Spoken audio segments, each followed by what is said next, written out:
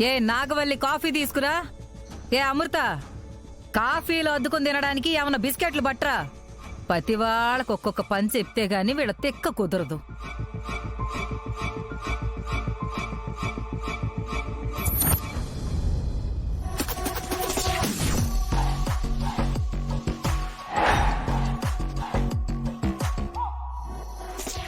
అల్లుడు,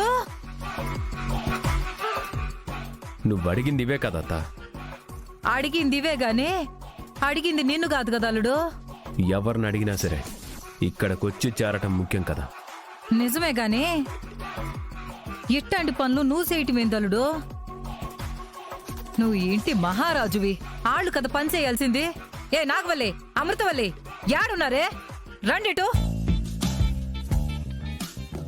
ఏంటి చెప్పు, ఎందుకలా అరుస్తున్నావు?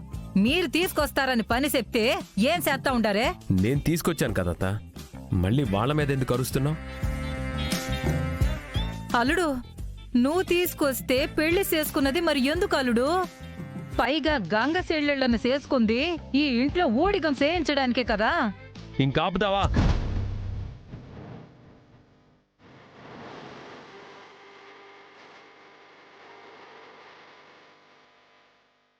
ఏమైంది అల్లుడు?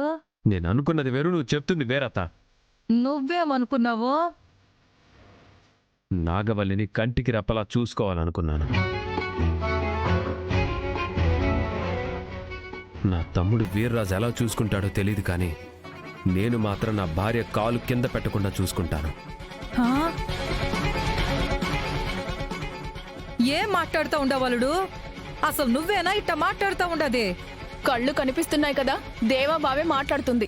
వామ్మో వామ్మో, అసలు ఇంట్లో ఏం జరుగుతా ఉండదు? ఎందుకు ఇలా అయిపోయావు పెద్దలుడు? నువ్వు బాగానే ఉండవు కదా, ఇలా అయిపోయావేంది? ఏంది చెల్లెమ్మా, ఏమైంది అట్టారుస్తున్నావు?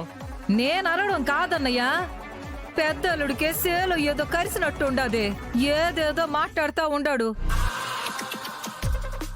ఏం మాట్లాడాడు? మళ్ళీ తన భార్య జోలికి రావద్దని చెప్పినాడా?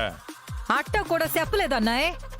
నేను నాగవల్లిని కొట్టబోతే చేయి పట్టుకున్నాడు, ఇప్పుడు కాఫీ తీసుకొచ్చినాడు. నాగవల్లికి చెప్పిన పనులు పెద్దల్లుడు చేస్తా ఉండాడన్నాయ్. చూస్తుంటే ఏదో తేడాగా ఉండదే.